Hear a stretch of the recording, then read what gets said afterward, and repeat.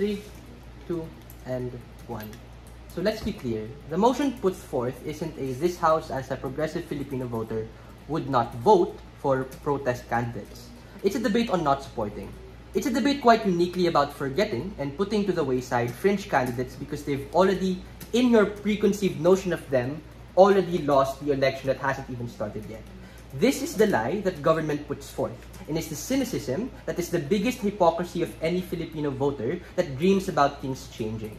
On their side of the house, they play a game of numbers and likelihood and settle for the bare minimum when they feel the smallest amount of comfort on how things can possibly change. The first thing I want to talk about is on burdens of proof and on what each side has to defend. Because I don't think side government fully understands the extent to which they have to not support these candidates. Two questions I want to re-angle this debate. One, is this debate completely and only determined on the usefulness of your vote? Government bench has such a utilitarian metric of seeing things. And their reason for this is because you've been traumatized by failure in the past. Why is this a shit way of seeing things, especially as a progressive voter? The first thing is that you just box them out of the discussion, right? Like literally, these things are not static. Just because these candidates are shit and irrelevant today doesn't necessarily mean that tomorrow that they'll be the same. But on side government, you give the active decision to stop the slow bend of justice at a crawl precisely at the point in which you now have no hope in any of these people changing for the foreseeable future. The second is just on how your point of view changes. Because if you're a progressive who believes in abortion rights, but now you have to concede to all of these things, maybe all of those things that you believe somehow change at the point in which you have to wait a disproportionate amount of time for even those topics to be talked about to begin with. So, all of the concessions that PM and DPM want to make inherently make you less of a progressive person. That's the extension. I'll get to it. 2. How do we define change, at least in the context of this round? Because PM and DPM explain that the sole form of change that they want is through legislative form of change, and how, having that likelihood is going to be the most proximate and most good for you as the average person. We tell you that on side opposition, that's just not the form of change that exists, right? It's not the only form of change that exists. In fact, if you put all your eggs into that one particular basket, you pave the pathway to literal depression. Because it's on side government that you put all your eggs into Leni Robredo, into the biggest chance of change happening, and when she fails and loses the election, the push towards cynicism happens faster. In short, government bench says they're talking about compromise. We think they're talking about absolute cynicism. A lot of responses to both government speakers. 1. DPM has to understand that both in debate and in how the world operates, progressive literally means that we're left-leaning or center-left.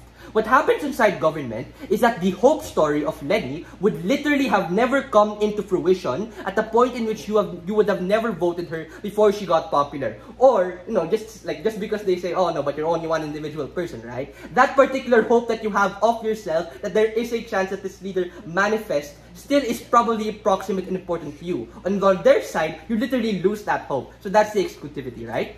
Popularity is static and not dynamic. Before you are even popular, you are an underdog, and before you are an underdog, you're not even visible. The second thing I want to point out, as Joseph mentioned, is that in the motivation of the protest candidate, right? The process and the journey and the outcome are different things. Meaning, they are motivated and desire an outcome, but the middle part is not path or outcome dependent on just winning. Because things can change, and some of these candidates are also public speakers, educators, business people, lawyers, etc. So, it's not just about voting, and it's not just as binary and as voter and candidate, but the values they both have and the commonality that you share with these ideologies. The harm of their counterfactual, with the absence of the support, is that when they where they lose money, visibility, media coverage, traction, and at best continue to do this and have a harder time, or at a worst, quit, become apathetic, and also lose all of the hope on the very system that they wanted to change with their progressive ideologies. On the extension, for the average Filipino voter, why showing support for these protest candidates enables them to hold these values and not settle and lose the ideals that they have. Why is this true? The first mechanism towards this is in slowing the chance for you to lose and inherently value your progressive values less. That is to say, the average progressive individual probably goes through the short list of all national election candidates, sees all the possible candidates that they align with, and then turn to the cut-off process at the point in which they assess in their head, oh, okay, so this guy is everything I want, but literally no one knows him. I just settle for someone who's a little bit more proximate to my interest and has a better shot of winning. Why do we want to kill that part of the brain?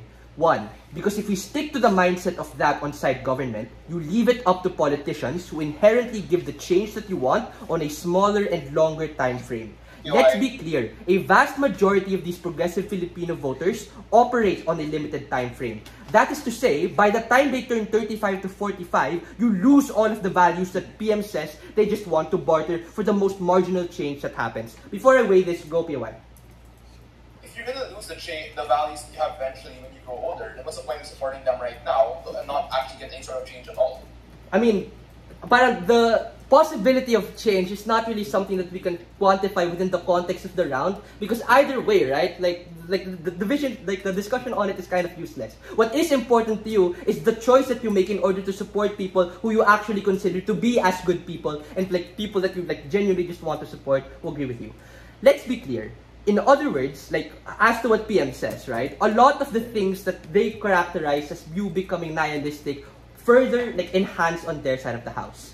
This means that every time you vote for lesser protest candidates who align a little less to your views, you move the goalpost as your interests change over time. Contrast that with what me and my partner have said throughout our entire speech. That is to say, if you prioritize your belief and your support and literally just showing that, or at least believing in it, through all of these protest candidates, you are able to have peace of mind and say all of the things that you were talking about and all of the things that are important to you can be represented through a particular individual that can act, and maybe they won't win, right? Maybe they won't get all of the change that they want. But at the very least, when you go to bed at night, you understand that who you are voting for actually aligns with all of the change that you want to see happen. Again, change is not something that's permanent. We'll agree to government on that. But at the very least, on our side, you don't have to sell yourself out just so you can get this tiniest bit of change. For all of those reasons, very, very proud to oppose.